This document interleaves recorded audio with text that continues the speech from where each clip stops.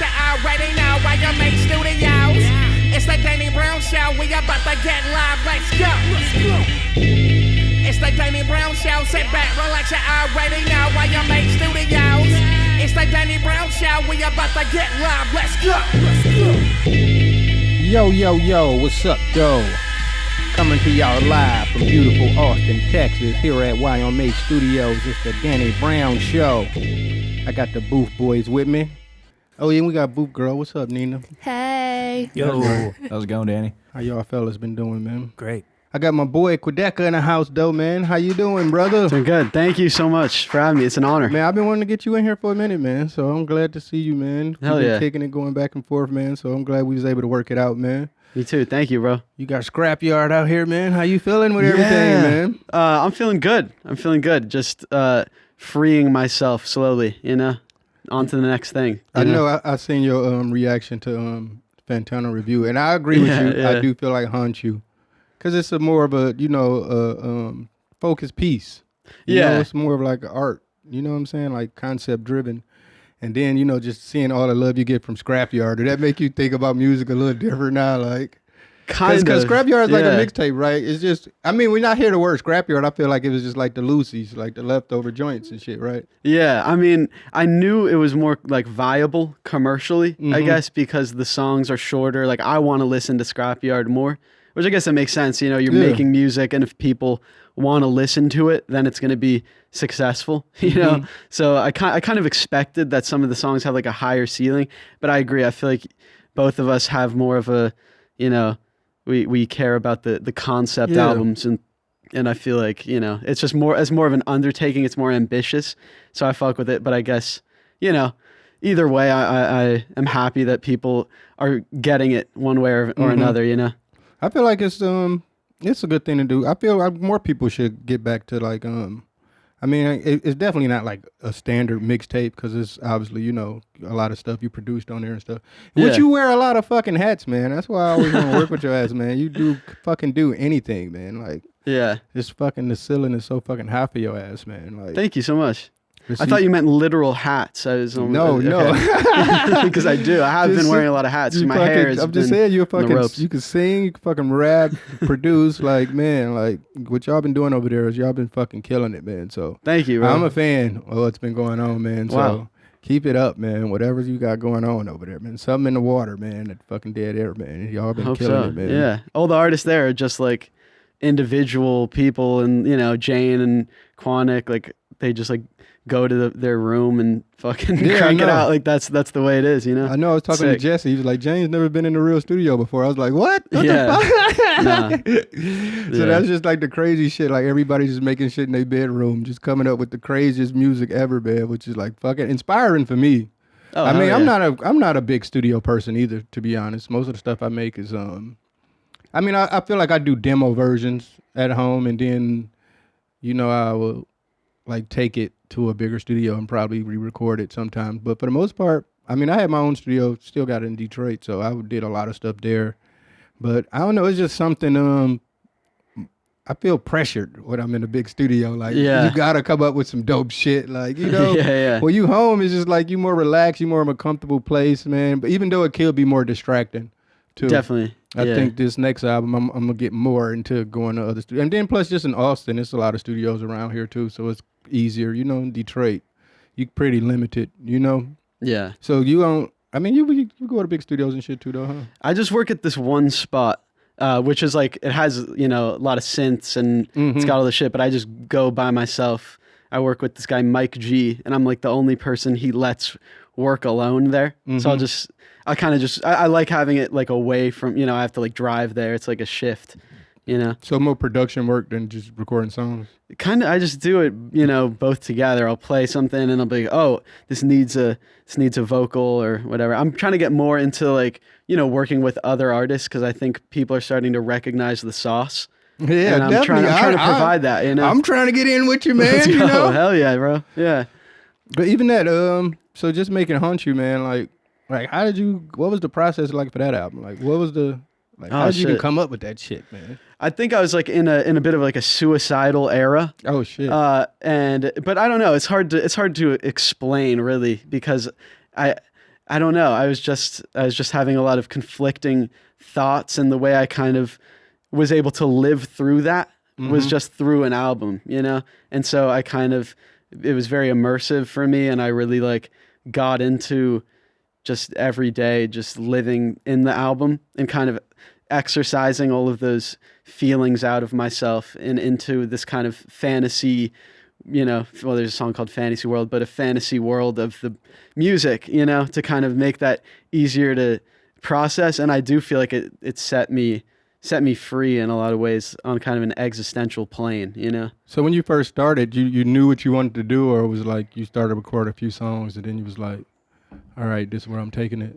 Yeah, I think I was writing a lot of poems, and it was kind of, you know, I didn't really write a lot of poems before, but I just kept going in the notes app and just, you know, going on crazy rambles. And then I was just making a lot of stuff production-wise that was very otherworldly. It felt like the afterlife. Like I would just make this shit and I'm like, damn, this is like what the afterlife should sound like, you know?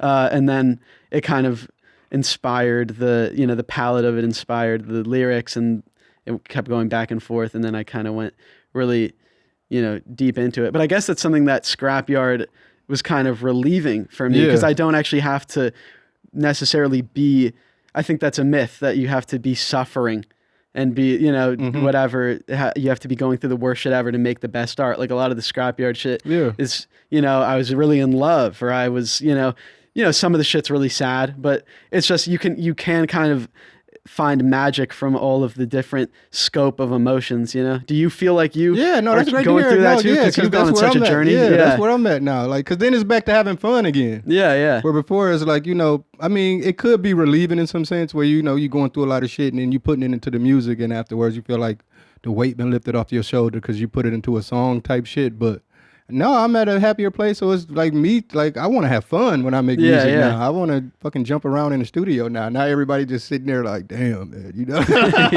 You play a song for everybody and they just like, man, everybody in the room just quiet. Like motherfuckers like, damn, that's what he going through. All right, I guess that shit was dope. That shit was dope, you know? Yeah, I've been making too much like you have to listen to it alone in your room type music, but it's like you can get it a bunch of different ways. I feel like sometimes you can romanticize anything, you know? And I mean, it's definitely needed, though. You know, I feel like that's one of the best forms of therapy. I know for me, just to be able just to put stuff into song form that I wouldn't talk to with my friends about or my family. You know, I could just like, fuck it, put it in a song, man. You know, let the world hear it. I guess talking to the world instead of the people that's closest to you makes me feel better in some type of way, man. But shit, fuck it, man. You know, it is easier. I feel like Drake probably would agree. Yeah, you know.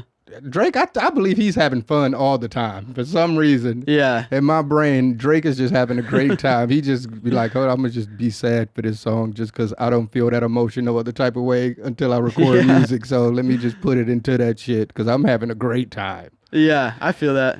But, you know, so where you want to take it next, man? Like, what's the goal next, man? My next thing, I'm gonna do another big concept one. I'm like, yeah, of course, pretty far along. I feel like that's in the just weeds. your thing now, Ditter. Like everybody's just on this fucking, which I love, man, because I'm a concept album motherfucker myself, man. Like, that's really, and I feel like sometimes I start albums, I be like, it ain't gonna be like that, and then when I'm halfway through it, I feel like I found a story within the songs, and then that's usually how it come about with me. I never really, even though with this one, I'm kind of more so being conscious of the direction I want to take. You know? Where before I would just like throw paint to the wall and see whatever sticks. You know what I'm saying?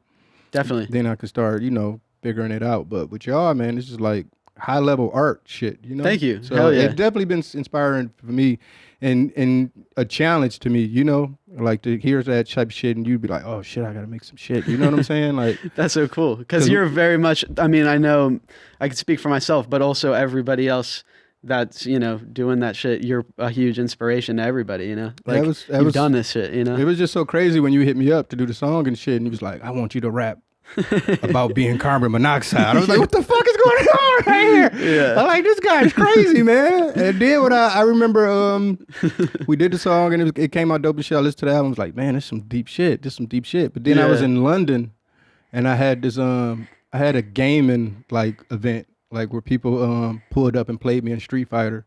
I got my ass kicked a lot, but I went on like a 10-game winning streak, and they were playing like a bunch of I guess they just clicked Danny Brown on Spotify. Yeah, yeah. And then that song came on, and everybody in the room was like, "What the fuck is this?" And everybody was it's like, not "That an shit is aux dope." chord banger. But no, everybody was in there was like, "This shit is dope." Like, I'm like, "Oh, y'all ain't heard this shit?" You know what I'm saying? It's Quadeca, man. Y'all got to check this shit out. So I think a lot of people got put up on that shit. You know? Yeah.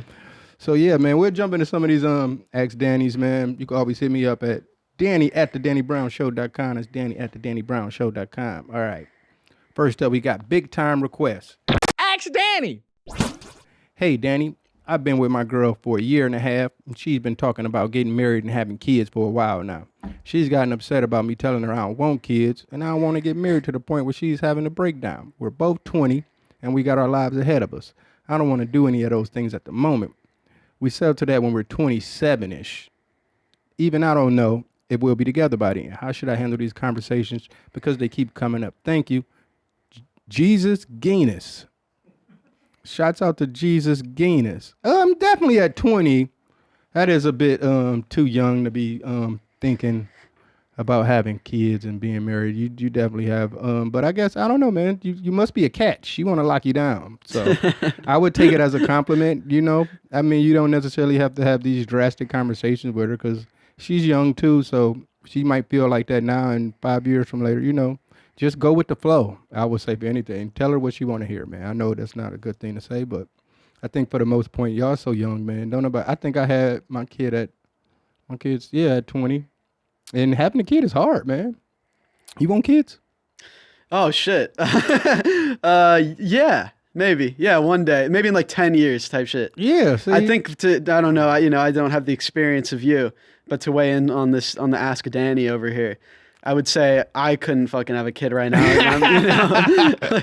Like that's a lot. Kids are expensive. Being married, it's a big commitment. I mean, being I remember myself being like maybe 22 years old and having a crying baby, you know, while I'm trying to play NBA 2K. It wasn't the vibe. It wasn't the vibe. Yeah. You know what I'm saying? It was like, you got to put a lot of things. I mean, I feel like once you have a kid, it's like, I don't want to say your life is over, but your life is kind of over, you know. All the other shit got to go out the window and everything is for the kid, you know. But I would say, man, I wish I had more kids in that sense. Why is that? I think I would have been more disciplined, you know, and it would have, you know, because you got a lot more, you know. It's just like, you know, you got to be on point with that shit. And so I feel like if I'd have had more kids, I probably wouldn't have drifted off as much as I did, but I guess, you know, at my age, 40 years, I'm not about to have no fucking kid. Now, I fuck around and have a baby, that motherfucker be retarded now or some shit, man, you know? So if I was to, I'll probably adopt or some shit like that, you know? But I know my girl, she's been like, man, I want a baby. Not necessarily saying she want to have a baby, but her daughter's at that age now. That's crazy when your parents is telling you like, man, you need to have some kids, man. We want to have a baby. Because I would totally love to fucking babysit. We at that stage now where it'd be cool for her daughter to have a baby and we can babysit it and shit. That would be a great weekend for us, having the baby around. So we at that, we pushing her to it like, yeah, go ahead, have a baby. You know what I'm saying? You at that age, you might as well have a kid. Are you ready to be gramps? Yeah. Yeah. My daughter's 23 now, so I ain't pushing her to have no damn kids though. I don't want her to have no kids, but I'm down with my girl daughter having. I mean, she's 30, so yeah, she's at that age, man. You got to do it now, or you're gonna have a retarded baby. All right. That's what they say. They say that. No, there's no way they actually say that. I mean, it's gonna be something off. That motherfucker might come out with a little ear bigger than the other or some shit. You know what I'm saying? Do you think because of your age or your decisions, like how they've affected your sperm? Like what do you think? That might be another truthful thing to it. But I just heard that like the older you get, the more percentage is risk factors and fucking have. But I've known people that had kids in their 50s and them motherfuckers came out all right. I mean. The worst shit is when you be like too old to really understand what your kids is going through. Like my dad had me at 16, so he was right with me kind of shit, you know? But when you like old as hell and your kids is like doing TikTok dances and shit and you like, are they going crazy on the phone? I don't know what the fuck going on. And you just lost in the world and it's like, man, the kids are crazy. I saw a comedian, I wish I could cite them, but they were like, I had a baby super old and I thought they would be sophisticated, you know? Because like my sperm has been around for longer, you know? Like my baby should come out like smarter, you know, but they're just like a baby, you know. All right. We can just cut that out. No. We definitely keep it at. Oh yeah, look, babies born to older mothers have a higher risk of certain chromosomal conditions such as Down. Yeah, that's how motherfuckers be having Down syndrome and shit. All right. Well, then to Jesus, whatever, get on that. Jesus Guinness. You know? Yeah. That's a cool rap name. All right. Trading card. Hey, Danny. I admire your work so much. To celebrate the release of Karanta, I made this trading card for you. There's a picture of you and Ditto on the front. I'm inspired by the way you seem to work effortlessly through any creative blocks and consistently push out original music. What keeps you inspired these days, and do you need to dig deep, or does it just come naturally? Is your creative gift something you were born with? Shouts out to Shayna Dimension. Yeah, I actually seen that trading card. My manager Dart was like, man, we gonna pull this shit down. So I'm sorry if they hit you up and told you can't sell those anymore, but it wasn't on me. It wasn't my call. I thought it looked pretty cool, but they did tell me that it looked dope. So I'm sorry, but yeah, it's pretty weird. But yeah, what inspired me these days? This guy Quadeca and his crew.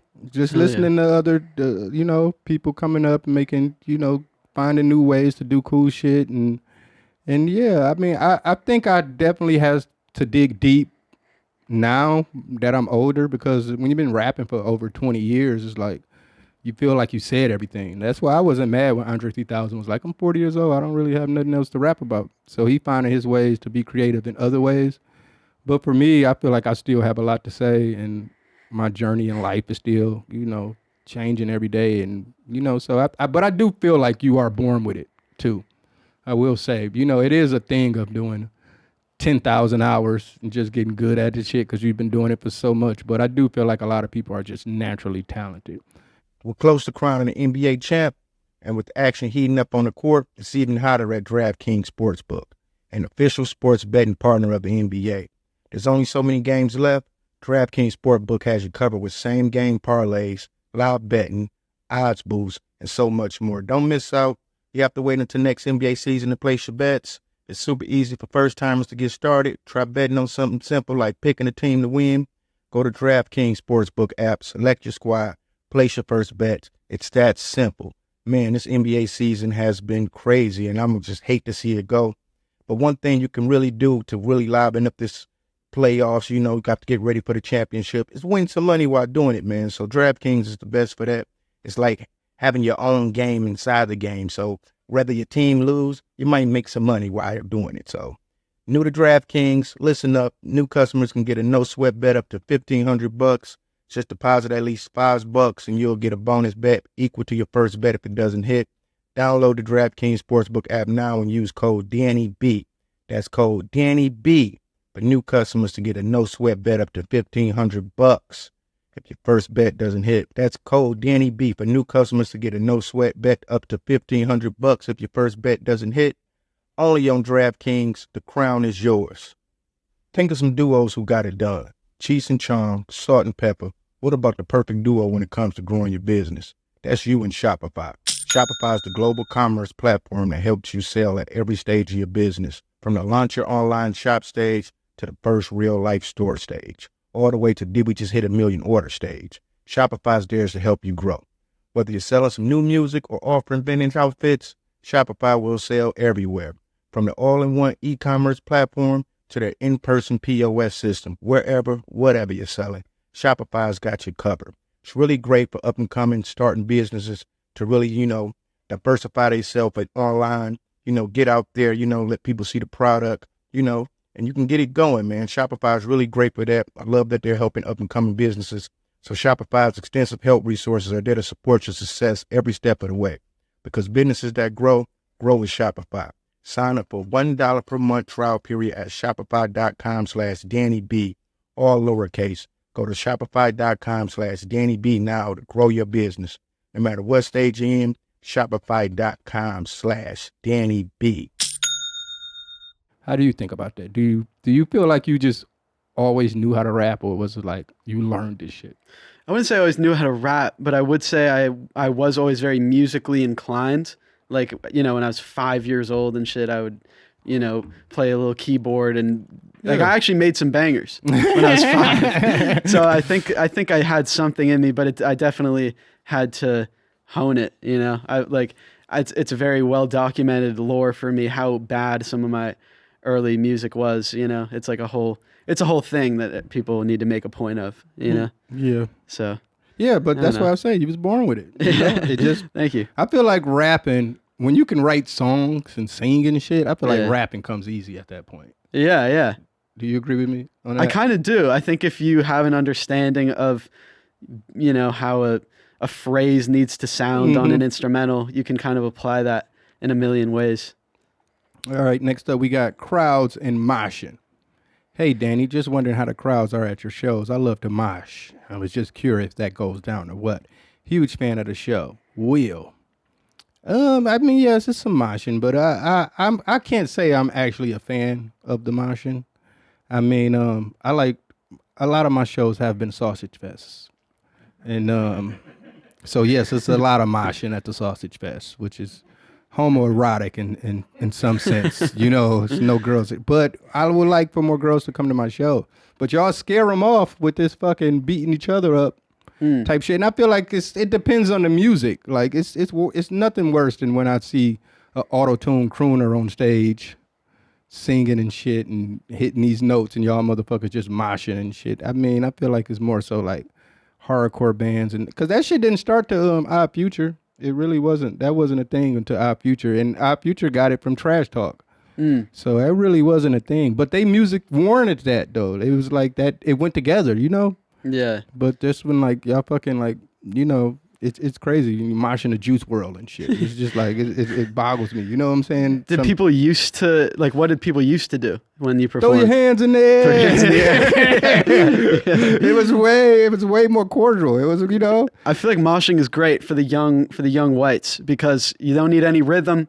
You just need energy. Yeah. So you just, you know, if you just get in there, nobody can judge you. Everyone's so self-conscious now. Like, I feel like moshing is an outlet where you don't have to worry what you're doing with your hands. So they just get in there and just go fucking crazy. My biggest thing of it is that moshing should be natural. It should be, that's what the crowd want to do, and that's how it happened. It's nothing more cringier to me than when I see an artist on stage and they're like, open up the pit. Open up the pit. Let's get it going. I don't know what else to say. I can't, you know, I don't have any jokes. Like, open up the pit. Like, oh my God. Like, let them do it. If they're going to do it, let them do it, man. You know, me personally, man, I haven't had tour insurance in forever. So if I hurt myself or anybody else hurt themselves, I can't do nothing for you. So I try the best to have the most cool show I can possibly have. That's why I'm trying to, you know, work with more female artists and shit. I'm trying to get a more smoother. I mean, of course, like certain songs, like, yeah, of course they gonna fucking mosh to Ain't It Funny, you know? Yeah. That shit, it's for that. But, you know, I want more of a, you know, a vibe. Let's get some cool shit. This, you know, come to a Danny Brown show and just relax and have a good time. You don't need to hurt each other, you know? Because I've seen people get fucked up in mosh pits, man. I really do. I'm every now and then I go watch, like, you know, but if you watch those fucking, like hardcore bands and shit, and motherfuckers just swinging their arms and throwing drop kicks and shit, man. That's a different type of motion, like. But yeah, they just bumping chests and, you know, getting sweaty and stinky and shit, man. It's not cool. I mean, the Scaring the Hose tour was a lot of moshing, but like that music is for that. It kind of is for that. But self-titled in a way. You know, Scaring the Hose. It definitely was Scaring the Hose, but it wasn't no hose there. It was there was no hose to even be scared. It was no hose to be scared. But you know, one thing I do hate is when it be like a little too crowded. And, you know, most girls, they want to be in the front, and then they be on that bar. And then you can just see the crowd like push them, and you can just see they face in like excruciating pain, getting crushed on this fucking bar. Like,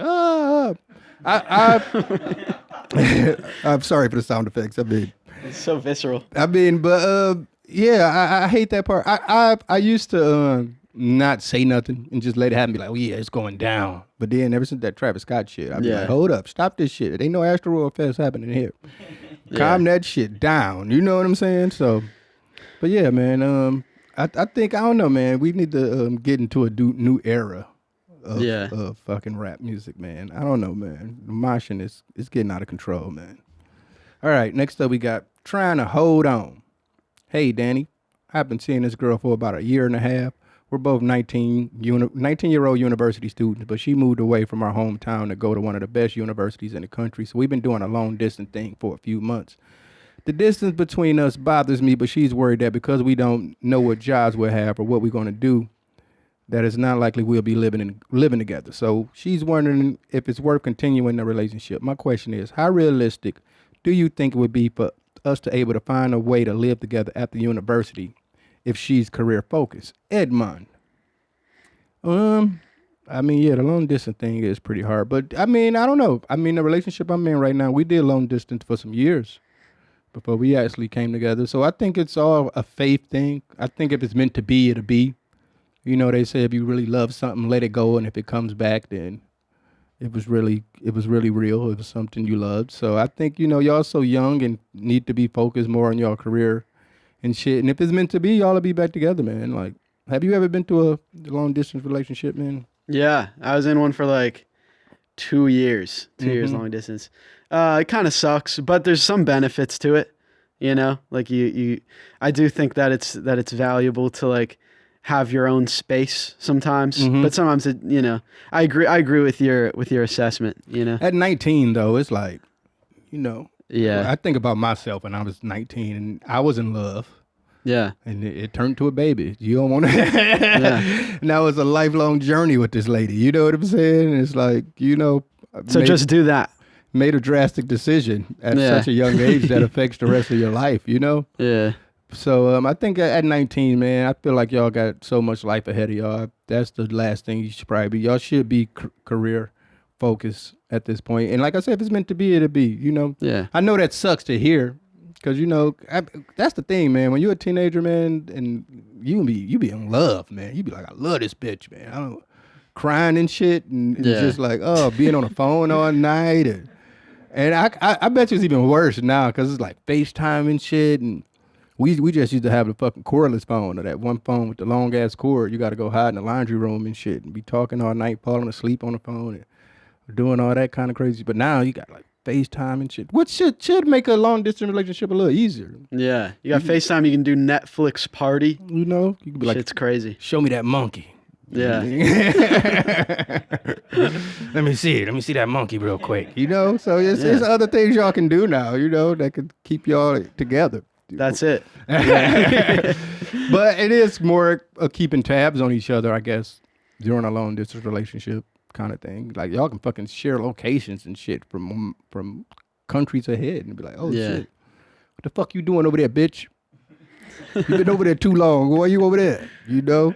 Which would suck, you know. But I mean, I don't know, man. I'm at that age. I'm done. I don't got nothing else left in me. I'm with the one I'm with, and that's it. We stuck. So I would just say, man, yeah. And like I say, we dated on and off for years before I moved here, and we've been together ever since. You know. But I think that kind of would make us a lot more tighter in some sense too, because we got a chance to know each other. Then you just make, because I remember I dated a girl for maybe like a month one time. Then we ended up moving in together in like that 1 month. Like if you don't know a person in that 1 month to just be like, all right, we're going to live together. But we was young, you know? Yeah. And just making drastic decisions that affects you for the rest of your life type shit. And we was together for a while, but it didn't work out. And that's because we didn't have that time of getting to know each other before we just dove head. You know, you be having that fucking like that little first love stage where y'all just like, oh, I'm so in love. And then, you know, after a few years, you be like, no, I don't really know. Yeah. You know, so I feel like, you know, the long distance thing might work out if y'all planning to be with each other for a longer period of time, you know? What's Edmund? Yeah. Edmund.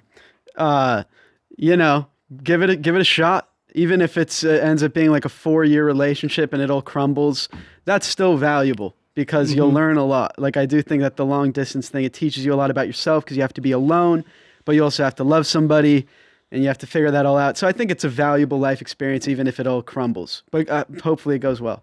All right. Yeah. Shouts out to Edmond. Shouts out. Edmond with a U. I never seen that. So Edmond. I think he's Jamaican. All right. I got another rapper in the house, so we'll watch some freestyles. Let me hear you bust a freestyle. This is Mark Fuerte. Danny Brown, it's underground. Ducking, big bucking, ruckus, rugged, that Jim Duggan, hack, ducking, duct tape, mask on, they saw nothing.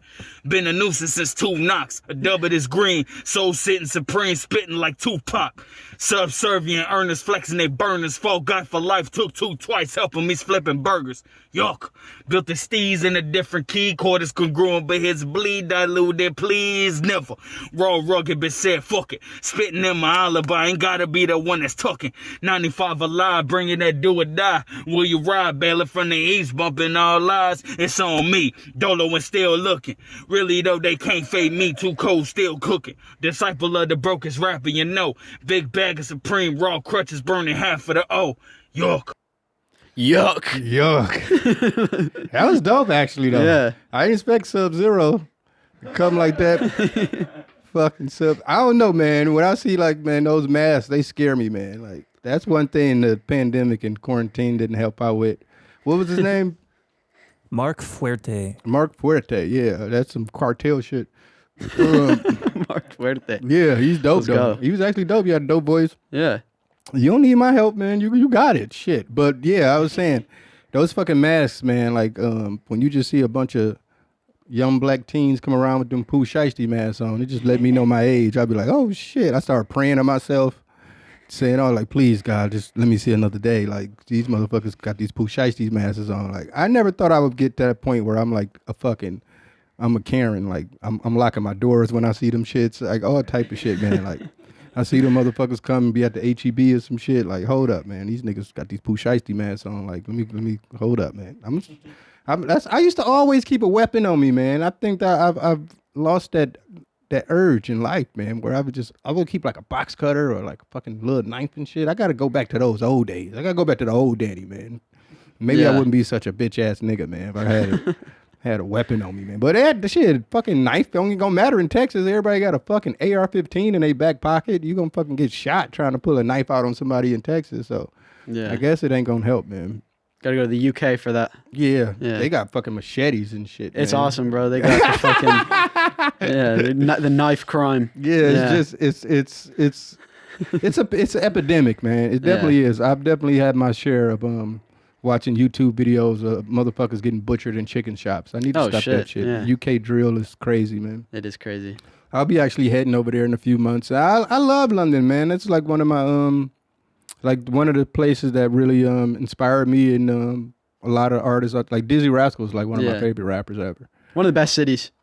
London? Yeah. You think so? Best Indian food. I mean, I'm not an Indian food guy. Oh, really? Fucking curry stinks, man. Oh, damn. Yeah, when I smell curry, it's just like, man, something about it, man. It's just like, man. That's a shame. I feel like people that eat a lot of curry, like they stink. Like it come out their pores and shit. All right. Well, I have mosh pits at my shows. I eat a lot of curry. You know, there's some divides going on. I mean, you got a lot of life to live. Give me 20 years. I'm gonna be like you. You know, 40-year-old man, man. Shit changed. I mean, I've had good like butter chicken and shit. Like I've had some good shit before, but I feel like it's one of those things where when it's good, it's amazing, but when it's bad, it's like the worst shit you ever had in your life. You know? Yeah. So yeah, I don't really fuck with the Indian food like that, man. Last time I was there, one of the homies was trying to take me to an Indian spot. I was like, oh no. Brown don't do the Indian. I'll just give me some chicken nuggets or some shit, man. Let's go to McDonald's or the Shake Shack or some shit, man. Like I ain't fucking with that. And he's like, man, it's one of the best spots here. I do love like the they got the the gyros and shit, the fucking shawarmas and shit. Yeah, I fucks with that. But I think that's like a Michigan thing. Like in Detroit, we was raised on them shit. So Yeah. we eat those shit. You know, you go to late night, they carving that shit off look like a big ass pig ass or something. They just shaving that motherfucker. So yeah, I like that shit. But yeah, man. Yeah. I thought that was a milkshake for a minute. I was about to be like a shawarma milkshake. Like what the fuck is going on? But no, that's it right there. That's it. Yeah. That shit just be spinning and shit, be in that fucking light. Yeah, I love that shit, man. Yeah. All right, let's watch the next one. All right. This is Zach Schrantz. Looking out my window, the weather wet as Poseidon. I'm posted up, pondering everything I'm provided. Keep poised in this noise to destroy the silence while the rain fills the skies like the sounds of sirens. Blessed with my circle, though most of us are divided. Damned if I do or I don't is what I've decided. Burning holes in the soles of the shoes that I stride in, while I'm seeking something to keep my soul excited. Got a vision of delivering a view so vibrant that I'm peeking now past the clouds on my horizon. Life keeps on turning, but so little seems surprising. I keep my nose low while my mind keeps rising. Just a self-made tirade from king on tyrant as I gyrate from a state of irate to vibing. Looking out my window, it's the same old thing, but I get up and then I do it again, man. I just keep looking out my window. Ain't got no control, the shit ain't no Nintendo. But still, you know I've been needing that cash like Venmo. So send it stat, cause I'm trying to bend it back like billfolds and then some. That was dope.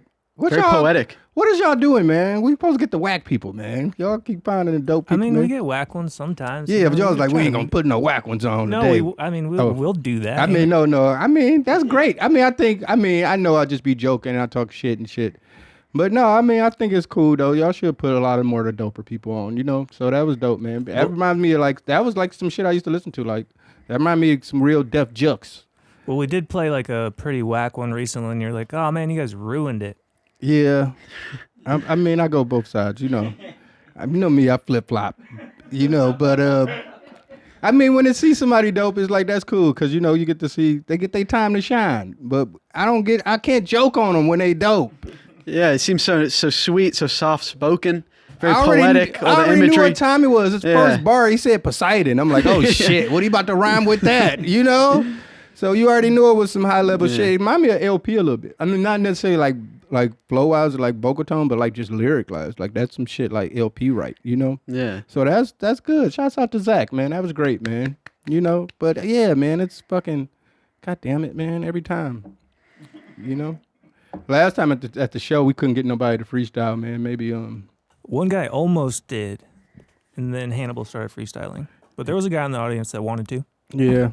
Maybe next time. Yeah, maybe next time. I definitely want to do it next time, and it was real fun. So, hopefully, you know, shouts out to everybody. Wait, is this the cave in the creek in the cave? Creek in the cave. The creek in the cave. Downtown Austin. I'm just retarded. I just can't really put those words together in my brain. So, shouts out to the creek in the cave, man. It was a great time. All right, man. We're jumping to some of these musical questions, man. What are your top 5 favorite artists or bands? Oh shit! Yeah, top 5 favorite put you on the bands. Let's see. Well, I love Bossa Nova music, so I would say this guy Luis Bonfa. Okay, one of my goats. I'll throw Kanye in there, except I might get murdered. Kanye's Kanye, but he's Kanye. He's just like, come on, So Kanye.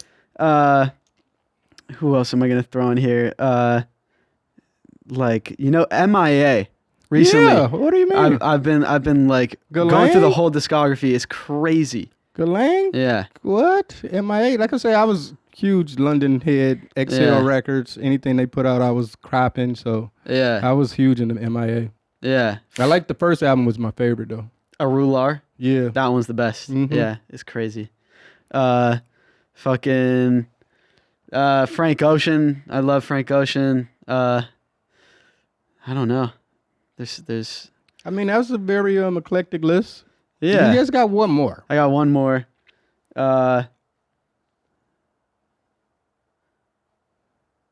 Maybe like Grouper or Portishead. Okay. One of those people. Yeah. Yeah. I don't know. I just listen to a bunch of random shit, and sometimes it's like this is the music of the year, and then the next, Mm-hmm. No, everybody had their phases. Yeah. So how did the Bossa Nova thing come? I think it just popped up on my YouTube recommended, one of those long albums with a cool cover, and I just became very, immersed in it, and it's just so beautiful. Like it's just very sweet and happy and nostalgic, even though I think people calling things nostalgic is overprescribed, but it feels like the past rubbing your back is how I'd like to say it. Bossa Nova, it was just always like one of those presets on it, like a Casio keyboard. You just click the Bossa Nova. You're like, oh, this shit is wild right here. Yeah, yeah. But I developed a love for Bossa Nova because just being a fan of Jay Dilla. Yeah. And then you research what he sampled, and then he used to sample a lot of Bossa Nova shit, and I just be like, oh shit, that's crazy. I didn't know you can even that opened my mind up sampling. Like you usually think you could just sample like old soul records and shit like that. But like the way he was jumping genres and like sampling from like different palettes and shit, I was like, oh shit, I gotta open my mind up, and you know, you can find, you know, better loops and shit when you. And then you got to think when we fuck with it and, you know, distort it and fucking, you know, warp them and, you know, doing all type of crazy shit to them, pitching them up and down and shit, and then, you know, adding layers and shit on top of it. It creates its own thing, man. So Bossa Nova is definitely one of those ones you can really fucking, you know, find some dope ass shit. You know? Oh yeah, I'm always sample like on Scrapyard. They're like, you know, 6 or 7 of the songs have Bossa Nova drum loops or weird shit in there. It's just very beautiful. The chords are also really interesting. So I like kind of pulling from it and then applying it to a new context, you know? What country does it originate from? Brazil. Okay. Yeah. Brazil, man. They got big booties in Brazil. All right. Damn right. They do. That was like, I mean, during my freaky porn stage, I used to just type Brazil in that motherfucker. It wasn't. All right. You ever been there? No, I would love to go.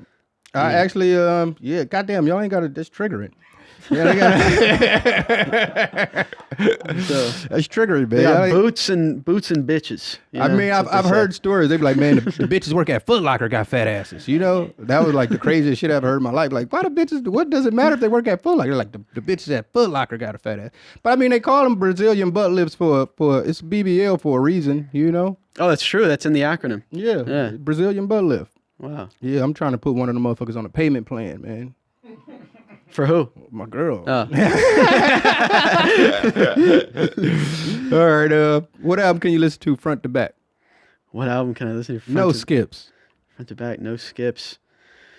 God, I should have like thought about this. No, that's why. I know, because every time I'm asked music questions after it's over with, I'll be like, man, I should have said this or I should have said that. But I think it's more organic. A bunch of them. There's a lot of no skips. I'll put first one that come to mind. I'll put Cartola, self-titled. That's if you know. I wanted to give the people a good Bossa Nova recommendation. You coming through with the Bossa Nova? It's a man. banger. It's a great palette. Cartola. Yeah, you'd fuck with it. Yeah, I. Or no. Let me switch it. Let me go. No. I'll keep it on that. Cartola. Which one? It's the self-titled. It's got the couple.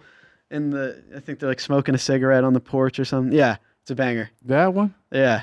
Oh shit, that's a dope ass cover too. Yeah, you see that, you already know. You already know what it's gonna be. Some bangers. Yeah. All right. See, you coming through. You coming through with the heat though. You putting people up on Let's shit. go. Yeah. All right. What song you want played at your funeral? Oh shit. What song do I want played at my funeral? I don't know. Let's go like a Landslide, Fleetwood Mac. You know? I guess. Go. Yeah, Landslide by Fleetwood Mac. I mean, Fleetwood Mac got bangers. Song. Yeah, it's a good like slideshow, and whether I'm dead and showing the photos from my life. That would be kind of a nice one. I've been stuck asking that question. I ask that question every week, man, because Heinz Kim came in here and said he wanted a motherfucker to play "Meet Me on the East Side." You know that one? You can meet me on the East Side. And I'm just waiting on somebody to fucking say something. Yeah. Maybe. What would be a funny? I'm like, what the fuck? Funny answer. Well, yes. Dreams and nightmares. Yeah. Meek Mill. You have everybody in the crowd going. Yeah. That bitch would be turned up. Meek Mill is crazy, man. Right now, it's been going crazy. Oh yeah. What do you make of that? It's funny. Yeah. I get comedy out of that shit. It's like, man, I ain't gay. I like pussy. Yeah. Wait, what kind of funeral would you want? Like a lit funeral? No. Or would you want like really? No. You want people to be fucked up? We ain't saying nothing. Okay. Just be quiet in this bitch. I don't want to hear no music. All right. Don't even have a choir in this motherfucker. Just have me in that motherfucker like, ugh. Nice. You know what I'm saying? Yeah. I'm just in that bitch like, ugh. Yeah. I don't want nobody coming up talking. I don't want none of that shit. Just be in this motherfucker chilling, relax. Think to yourself, motherfucker. Don't get up here saying no dumb shit, you know. But, you know, funerals are tricky. I can't stand them, to be honest. I'm not a funeral guy. Yeah. I mean, every time I've been to a funeral, I had to been dragged. It's not like something that I want to do. But I guess that's what life is about. It's a lot of shit you don't want to do that you have to. But I know, I mean, it's not for me, you know. All right. Yeah, I'm sorry. Rest in peace. Rest in peace. Pour out a little liquor for you. You know what I'm saying? Yeah. All right, man. What was your first concert? First concert, I went and I think it was Kendrick Lamar. Really? Or actually, it was Anderson .Paak in like 2013, and it was Little Sims opened. Oh, dope. And that was awesome. I went with my sister. Was you a fan of Lil Sims before that? That was the first time she was like, she just had one EP or something. Like she had this song called Dead Body. Mm-hmm. That was so fire. And I thought that when I came away from that concert, I was like, Lil Sims is like better. Yeah. Like that was like one of the best performances I've seen. And the crowd didn't know who she was. Nobody was dancing. She seemed to be kind of upset, but it was so good. And I was like, damn. I always fuck up. Like every time when people like ask me like who's some of the best female rappers and shit, she never, cause she's like one of those artists where it's like she better than a lot of the men. You know what I'm saying? She never really fucking popped in my brain, man. But she is like one of the best. I've had a chance to meet her a few times, man. She's great. Every time I met her, man, she's always showed me love. I show her love. But every album she put out, I'm always blown away. Like, how can you fucking keep doing this shit, man? And then she's killing it on Top Boy, too. You watch Top Boy? No, I gotta watch she's that. killing it on that. She's actually a great actress, too. So it's like, what the fuck can't you do, man? But, yeah, man. I haven't listened to the new EP that she just put out recently. But, I mean, it's one of those, now, you know, I used to be a person that listened to music 24/7 a day. Yeah. Like I wake up, first thing I do is put whatever album on I'm listening to. Now I find myself, everybody put me up on shit and I just save them, download them to my phone. And then when I get on like long flights, that's when I really just sit there and I just listen to all the music that I just been neglecting to listen to. That's what I'm gonna do with the thing you just recommended me. I downloaded that. Yeah. Cannibal Wax. Man, telling you, man, Cannibal Wax, Cold Vein, man. I would even say, man, because they actually have the whole album instrumental. Like when I listen to it now, I listen to the instrumental version because I know the raps by heart. So I be sitting there, and then it's the dumbest shit ever because I listen to the fucking instrumental album and I'm just rapping a song to myself in my brain. Yeah. So it's like the dumbest shit ever, man. So, all right, we get ready to get up out of here, man. Thank you so much, Quadeca, for coming through, man. It was great talking to you, man. Definitely gonna be kicking it with you a lot more, man. I'm honored to fucking know you, man. Like I'm very inspired by what you're doing musically, man. Thank you so much. Yeah, we definitely gonna get some more work in. So we'll spin the wheel one more time. We ain't spin it once, but yeah, we'll spin the wheel and then we get up out of here.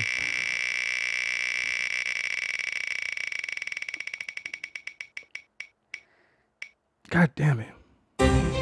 Thought we was about to get gilfs. I was gonna tell you the glory of a gilf, man. Is getting that gum job. All right. Airplane toilets.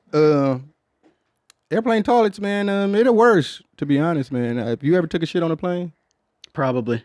It's like one of the most drastic. Like, I mean, it really got to be drastic measures for me to do that. But it's like one of the most. Like, I get PTSD for shitting on a plane, you know? Yeah. Because I'm never going into that with the intentions. You get on a flight, you know, you gotta do what you gotta do. You make it to the hotel, you know, you're gonna hold it down. But one time, just went a little too crazy. I was eating, that's why I don't eat Mexican food at airports. I think I had me like a little burrito bowl or some shit, man, and it was a nice flight. And I actually fell asleep on the plane.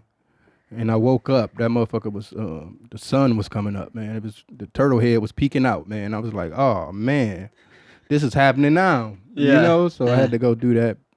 I find it crazy, though, man, that there's people that jerked off in airplane bathrooms. And I think that should be like a terrorist attack. Like, if you get caught, like, that's like some shit. Like, you, but no, airplane bathrooms. I hate, one thing I hate, if you got that aisle seat and you like lean, you know, you might drift off, fall asleep, but then everybody got to piss. And they just walking past you, bumping you. Kicking you. You're like, this whole flight, I remember one time I was on the piss. I wanted to tell them, stop serving drinks, man. All these motherfuckers pissing. Like, it's crazy right now, man. Like, I'm sure the plane can't handle this, man. Yeah. Everybody have to piss, you know? It's hard to pee on a plane, for me. It's hard to pee when there's no stable ground. Yeah. You know, like, you just know, you feel the bum moving. No, like mentally. Oh. I have to like convince myself to pee. It's no, like, I try to get it all out before I get on the motherfucker. That's my rule. Like, you know, because just get, and to me, I play that game too, where I watch a motherfucker go to the bathroom and I'm counting the minutes, how long. I'm like, oh, that nigga in there shitting.